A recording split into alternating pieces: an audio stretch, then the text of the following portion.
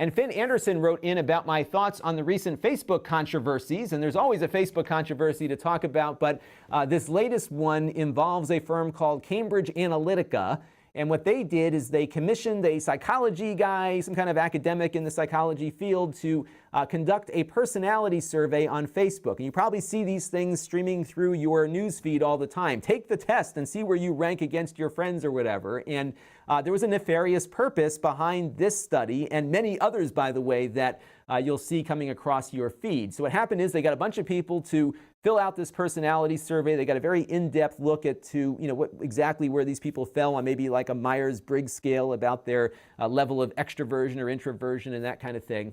And then they were able to, through the participants in this study, get a broader swath of data, because everyone who filled out the study was granting them access to not only their questions and answers on that survey, but also all the pages that that person liked, in addition to all the pages that that person's friends liked as well. And they were able to build pretty sizable profiles of millions of people based on how that one person responded to the survey, but also looking at what pages and preferences people liked in order to build a profile that would help them target ads at those particular individuals. And a lot of those ads were political ads, and this certainly raised a lot of red flags over the last couple of weeks. Now, the people that took the survey agreed to it. Facebook at the time allowed that data to be sent to Cambridge Analytica. That no longer is allowed, but the damage, of course, was done, and they had these profiles that they built and used for many years. And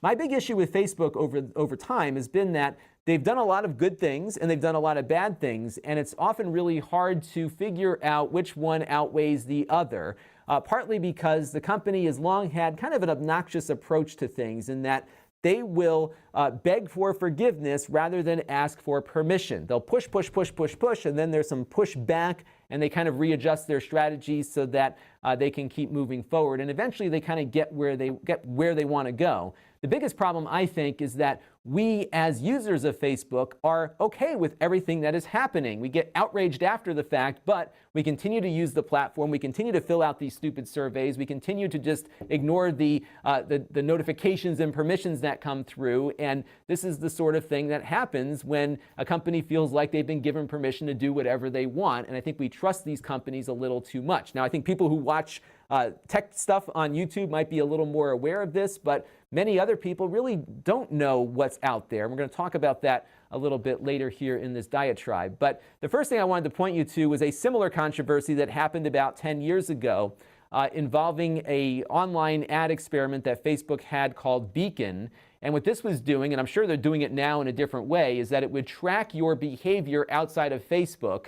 I think in one instance, it would see what movies you were renting at the time from Netflix, which was mostly a DVD by mail service, and then it would share that information with your friends. And apparently they had violated some federal law here related to disclosing things that you might look at from a library or from a video store, believe it or not. It was in the federal law that they were violating through this. And this is a whole big controversy. They rolled back the Beacon program. But as creepy as this was in 2007, fast forward 2 or 3 years, and now we've got articles in Fast Company talking about how you can help integrate Netflix with Facebook in the United States. It went from being a creepy thing that we don't want Facebook knowing about to, hey, I want to share all my Netflix content with my friends and I can't do it because of some crappy federal law. And this is exactly what's been happening, is that people have just become more accepting of this stuff. I think if you went back in time 10 years ago and said to everybody, hey, you're going to have a microphone sitting in your living room listening for anything you ask it to do, and then those recordings are going to get stored and be accessible to the government if they ever come looking for you, people would be like, what the heck is that? But now we know it is Amazon Alexa, Google Home, and Apple HomePod. It's just become this thing where we get so used to this stuff and accepting of it that something that was creepy a year or two ago is now suddenly okay. And that's been really bothering me over the last couple of months as more and more of these privacy things have been coming out, because ultimately we are the ones allowing this behavior to occur. And it's really not incumbent upon a corporation, which depends on advertising and making that advertising more effective, to keep you private. If you grant them this access, this is the kind of stuff that's going to happen, and it continues to happen. And I think people need to be more aware of this. And by the way, it's not just Facebook doing this stuff. MasterCard, American Express, Visa, they have long been sending your consumer data to all these advertising and marketing data firms. And a lot of that data now, of course, gets matched up for online ads and email blasts and that sort of thing. But direct mail and all the other stuff that you get thrown at you all day long, all of this targeting is not new. Targeting based on your personal behavior is something that you have granted access to just by signing up for a credit card on their 45-page terms and conditions that you agree to by having one. Even grocery stores will share your data with people, and they use it for their own purposes to market coupons and other things to you. This is nothing new, but it's just getting more attention because it's on Facebook and it's this new thing that everybody's concerned about. And part of my fear here with all this is that for all the heat Facebook is getting, we're not putting a lot of heat on the traditional incumbents here that have been using this forever.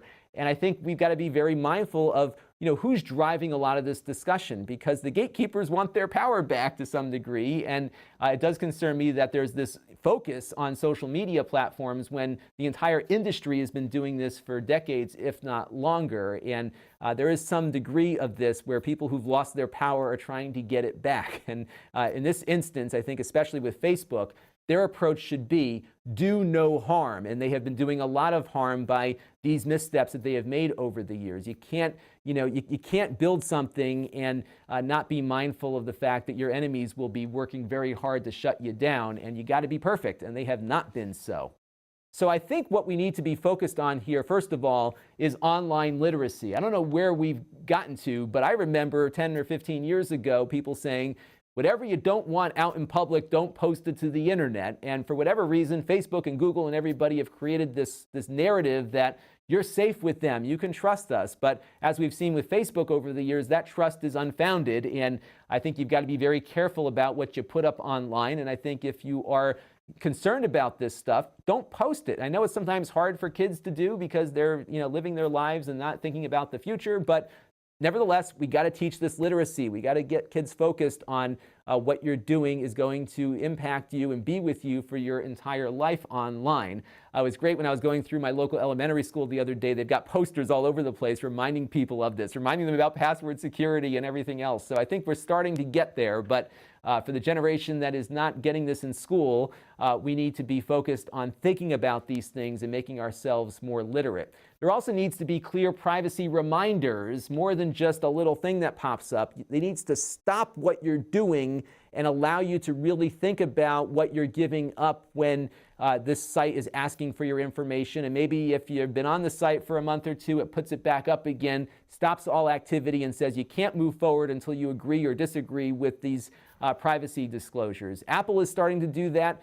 They frequently will put things back up in front of you to say, hey, this app is tracking your location. Do you want it to continue doing so? I think we need to see more of that so that people understand exactly what they're agreeing to when they sign up for a service or connect their social media account to something. So I think the industry needs to do better there in addition to our own experiences there. And the last thing, especially with Facebook, and this is on a different topic than privacy, is revenue sharing. Now, one of the things that I love about YouTube and what's made all of this possible, as much as this is, has been the fact that YouTube shares revenue with the people that provide content to its platform.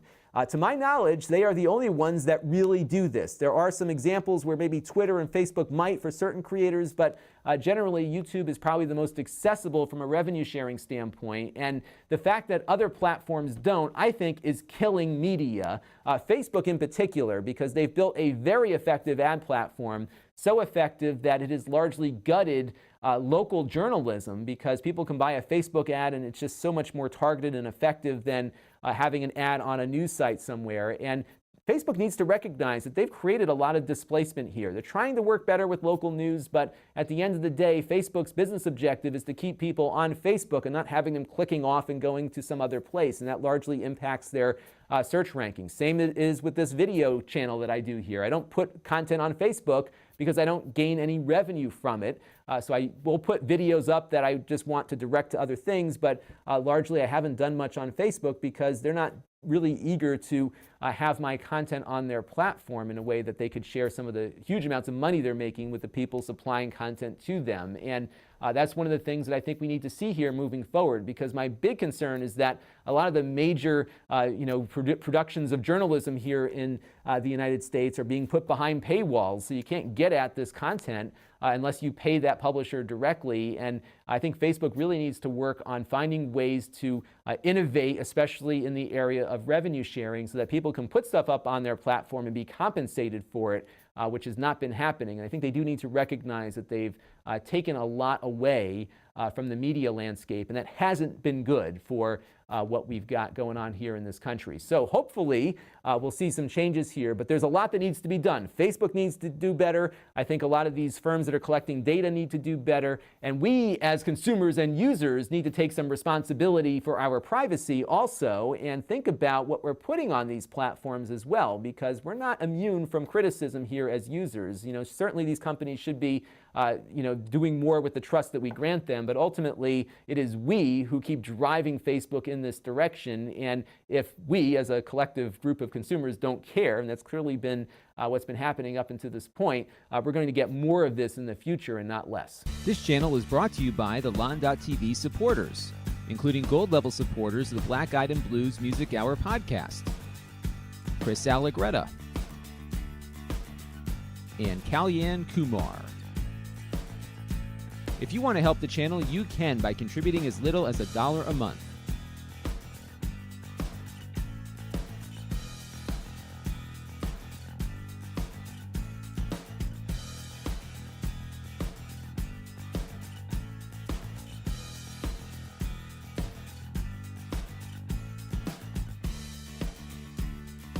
Head over to lon.tv/support to learn more.